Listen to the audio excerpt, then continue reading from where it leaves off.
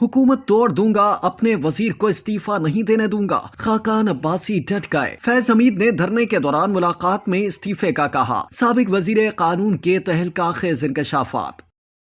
साबिक विफाकी वजीर कानून जाहिद हामिद ने फैजाबाद धरना कमीशन को बताया कि साबिक डीजीसी फैज हमीद ने धरने के दौरान उनसे मुलाकात की और इस्तीफे का कहा, जबकि 26 नवंबर 2017 की शाम ISI के जूनियर अफसरान लाहौर में मेरे घर मुझसे इस्तीफा लेने आए। फैजाबाद धरने के बायस अपनी वजारत से हाथ धोने वाले साबिक विफाकी वजीर जाहिद हामिद ने ये तफसीलात धरना कमीशन के अरकान को बताई। साबिक विफाकी वजीर जाहिद हामिद ने कहा कि उनकी धरने के दौरान ISI से 2 मुलाकातें हुई। पहली मुलाकात वजारत कानून में 2 अफराद से हुई जिनके रैंक का सही से इल्म नहीं। मुलाकात करने वाले शायद कर्नल सतह के अफसरान थे। वो मेरे मंसूबों के बारे में जानना चाहते थे। मैंने उन्हें बताया था कि वजीर आजम और पार्टी क़यादत की हिदायत पर अमल करूंगा। जाहिद हामिद ने कहा कि मुझसे दूसरी मुलाकात डीजीसी फैज हमीद ने की। फैज हमीद ने तजवीज दी कि बहरान के खात्मे के लिए क्या आप मुख्तसर वक्त के लिए इस्तीफे पर गौर कर सकते हैं। वो समझते थे कि अगर मैं कुछ अरसे छुट्टी पर भी चला जाऊं तो शायद इससे भी TLP वाले मुतमईन हो जाएंगे। जाहिद हामिद ने कहा कि मैंने उन्हें यानी फैज हमीद को कहा कि मैं पहले ही वजीर आजम को ये पेशकश कर चुका हूँ, मगर वो मानने के लिए तैयार नहीं। उन्हें बताया कि वजीर आजम ने मुझे भी कहा कि मैं दबाव का शिकार ना हूँ। साबिक वजीर आजम शाहिद खाकान अब्बासी ने इजलास में कहा था,